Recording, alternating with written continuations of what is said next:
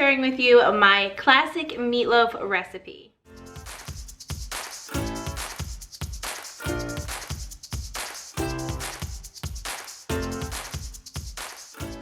This recipe is so simple to make. It's a true classic. It comes out perfect every time, totally moist and delicious. You're gonna love it. You want to get started by preheating your oven to 350 degrees. You can prepare a loaf pan to cook this in, or you can actually just form it and bake it on a baking sheet. But for this recipe, I'm going to use a 9x5 loaf pan. Next, we're going to grab a large mixing bowl and put in our ground beef.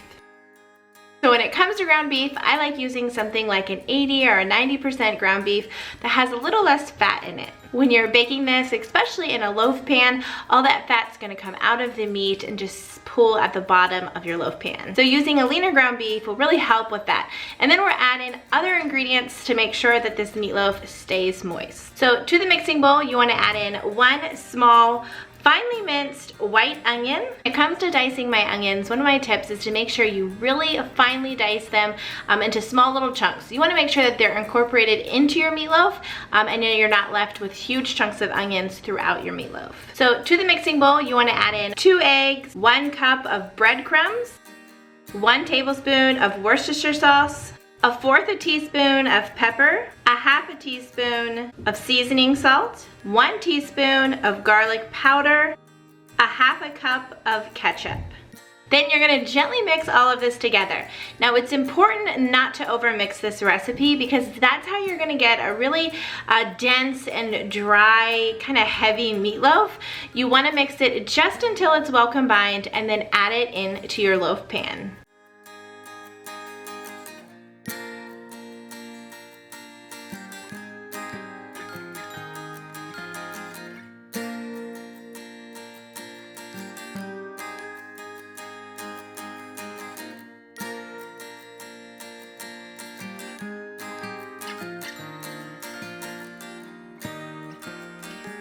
Now before we bake, we're gonna make a little sauce to add to the top of our meatloaf.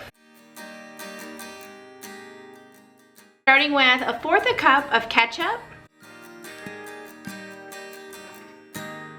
1/4 cup of brown sugar, and 2 teaspoons of mustard.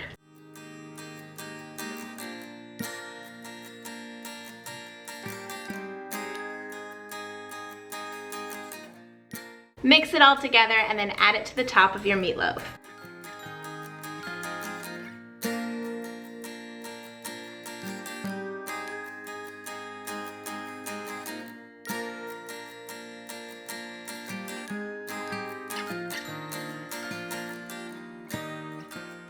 Place it in the oven to bake for about 1.5 hours or until your meatloaf is cooked through. Now, if you're baking this recipe on a sheet pan instead of in a loaf pan, the cooking times could vary. So make sure to keep an eye on your meatloaf so you don't overcook it. So now that your meatloaf is cooked through, I usually let mine set and settle for at least 10 to 15 minutes before I remove it from the loaf pan and slice and serve.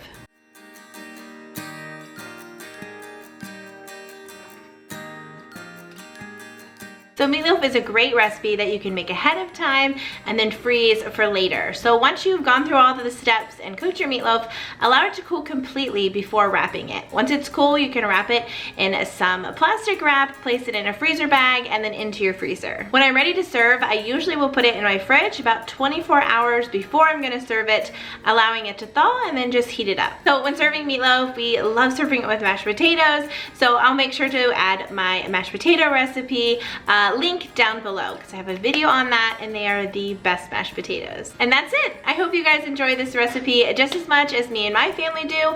You can of course get the full written recipe down below or at the diaryofarealhousewife.com where I have hundreds of more easy recipes just like this one. Don't forget to like, subscribe, and follow, and we will see you guys next time.